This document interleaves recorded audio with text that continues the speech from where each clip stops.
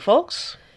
So this art piece is from a series my husband has been begging me to do that he lovingly calls Kobold Mining Accidents, which is essentially kobolds running amok with other D&D monsters and, not going so well. So this is the first one. Hopefully I'll have time to do more. But that is not why we're here today. We are here today to talk about my first ever experience with Dungeons & Dragons.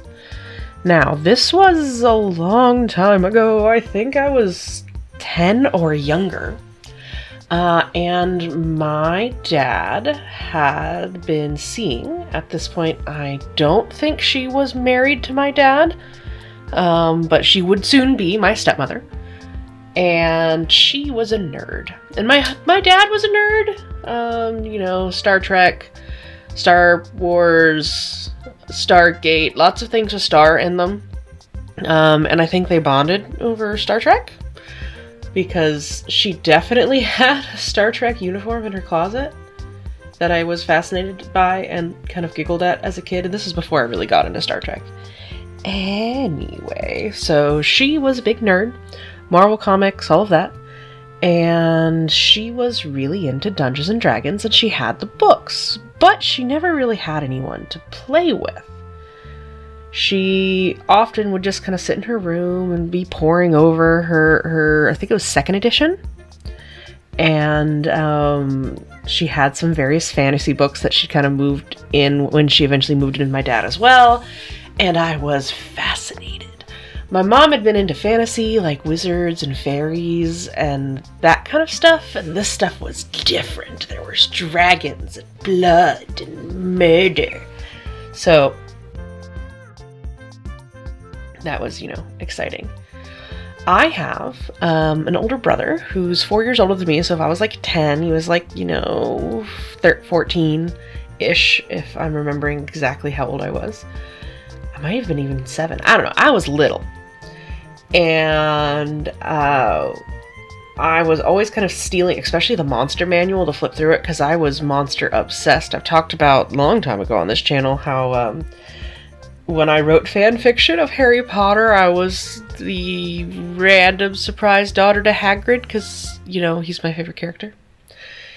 But I would steal these books and I'd look at them, and eventually she would kind of lamented at the idea of letting us play.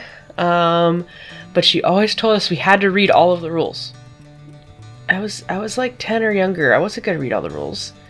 And honestly, as an adult, it took me finding D&D Beyond to really dive into D&D, because it took away that, stress of having to read 60 million rules in a big, confusing rule book. But eventually we did play, and we made characters. And I don't remember my character's name, but I do remember she was a halfling thief, because she was all sneaky and stuff. And it was a 2-person campaign, and I think we only ever played once, but the memory stuck with me. So I am a halfling thief, and we're playing with my brother. So it's me, my brother, and my stepmom. What does my brother play? If I'm a halfling thief, what normal, totally playable race does my brother choose? My brother chose a Weemic. Those of you who are unfamiliar, Weemics are basically Lionels from Legend of Zelda. They're like lion centaurs. Lion head, human torso, and then, instead of legs, a lion's body. Yeah. So our adventuring party was a halfling thief and a Weemic. I should draw this at some point. Anyway, we needed to go into a town for some reason. And, Weemics were not allowed in town because they're horrifying monsters. So, my bright idea was to throw a blanket over him and pretend he was a horse.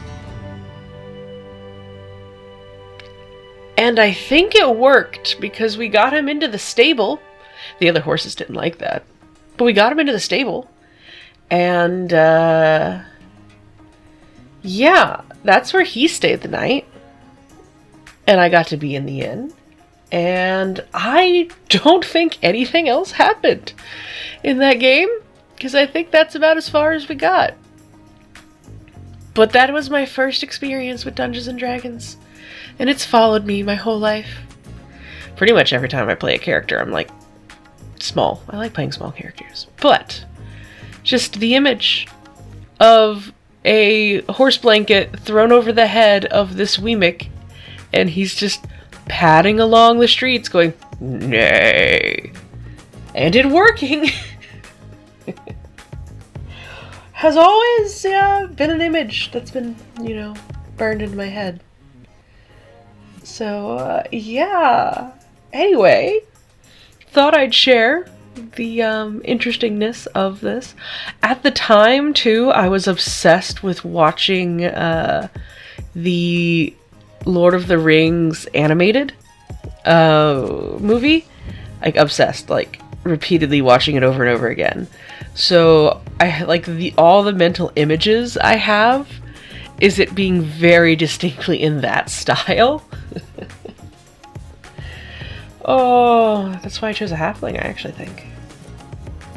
That's where it began. Anyway, thank you for joining me, and I hope you enjoyed this artwork. And I guess I'll see you guys next week, or whenever I have a chance to make a video. I'm not putting any pressure on myself. Until then, thank you to my patrons and everybody else who actually watched this video. Bye!